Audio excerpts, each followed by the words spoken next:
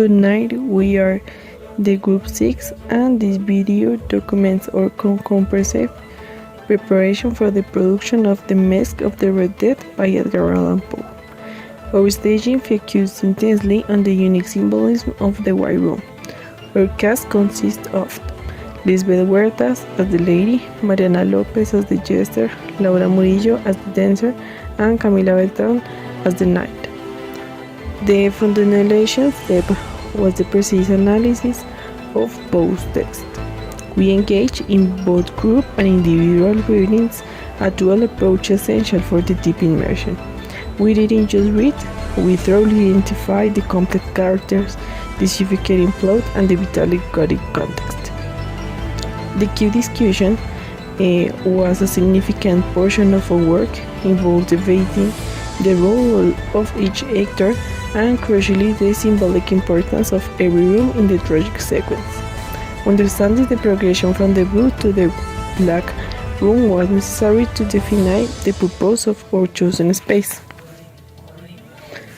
Vocabulary. To ensure fidelity to the Poe's language, any unknown term incurred during the readings was immediately cross-referenced online. This meticulous process ensured that the meaning precisely fit the author's intricate narrative context, avoiding any misinterpretation of the period's lexicon. The careful design of the characterization and the setting was paramount to carrying the story's atmosphere. The Masque. Crafting the illusion of identity, the masks were central to the play's title and theme. We craft them from the plaster to ensure flawless custom fit, achieving the exact contour of our faces. We chose plaster because its malleability was a key, allowing us to integrate innovative designs and define intricate details that adjusted the false temporary identities of the nobility. The mask represents the attempt to hide from one's fate and one's humanity, a futile social defense mechanism against the indiscriminated biological threat. The White Room, a deceptive oasis. Our focus on the White Room was deliberate. In Poe's terrific romantic scream, the white color reflects an anthem at the purity and tranquility. This makes it the most sophisticated and serene chamber among the seven, an intentional contrast to the terrific scarlet and black that bucket them in the suite. It is a moment where the party goers might feel the gritty sense of security, yet it is merely the symbolic delay.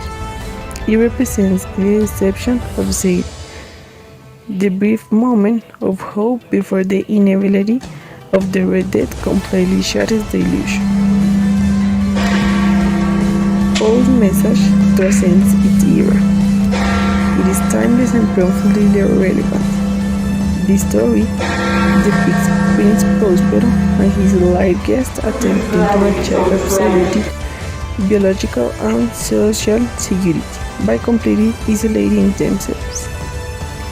They genuinely believe that their immense wealth and their sale of a vagrant them total control of the Red Death epidemic.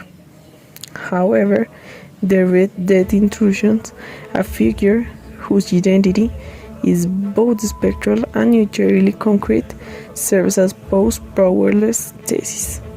The work reminds us that despite all our technological advance, all our barriers, and all our privilege, isolation, one cannot maintain total confidence and absolute control over the force of the nature, be it a disease, epidemics, or death itself. The story teaches us a fundamental lesson in humility. No amount of wealth, no hate of a wall can truly shield the humanity for its biological vulnerability. Death is the one unexpected guest who cannot be uninvited, and facing that inevitably is the only centrality we have. It is a stark warning against hubris and the illusion